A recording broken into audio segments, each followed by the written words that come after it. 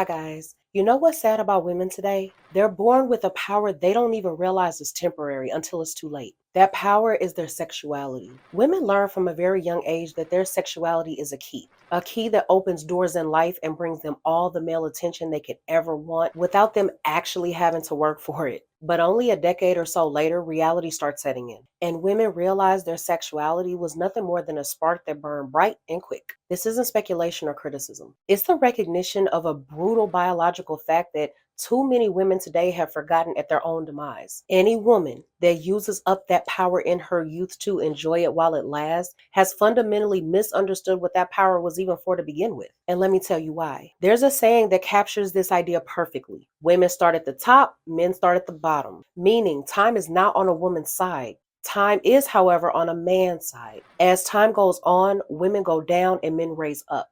This sounds bad, but when you scratch the surface and look at it from a biological standpoint, the core of female sexuality actually comes from the perceived ability that she can have many healthy children. But the truth is, a woman's reproductive fitness has much more of a shorter lifespan than men on average. And it's this fact that manifests itself in the dating dynamics of today. Here's how it works. Unlike men that constantly produce sperm throughout their life, a woman is born with a limited supply and a limited number of eggs. She starts off with around 1 or 2 million eggs or gametes, and they start losing their quantity and quality every month after she hits puberty. It's been shown the more a woman delays having children, the less chances of her getting pregnant and carrying an actual healthy child to full term is. In fact, research has shown that the risk of miscarriage on average has the most dramatic changes in a woman's 30s. Prior to reaching 35, the likelihood stands at approximately 10 to 12%. But for women over 40, this probability escalates to over 45%.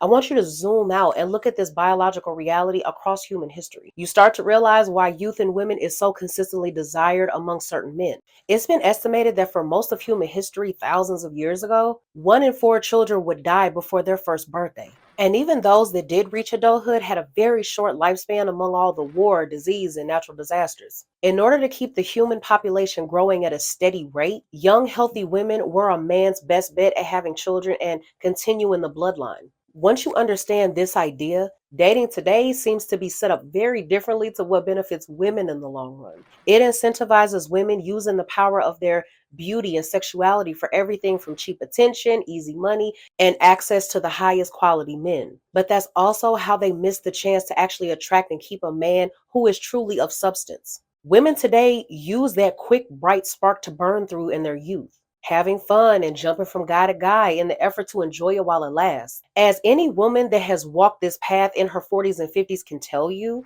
it leads to a life of misery and loneliness. That's what happens when your self-esteem is attached to a fleeting resource like your sexual appeal, and you haven't utilized that to create a life and a family which provides long-term support and sustenance for you. Actually, I'd say that the allure of young female sexuality is specifically intended for that reason. It's meant as a gift to a man that truly deserves it, gives you his commitment in return, and accepts and respects every part of you. Men of substance and purpose that have actually built themselves into stable, mature, and resourceful men seek a beautiful woman to complement them and start a family with. There's absolutely nothing wrong with that. That's what creates the respect and synergy for a relationship that can last because it's actually built on something. But for all of that to happen, the first step that women today need to take is to realize that they're starting at the top. And the only way to go is down as time goes on. That's where a degree of urgency comes from, as well as the actual wisdom to use their gift of nature wisely. So with that being said, until the next video, I'll see you guys later.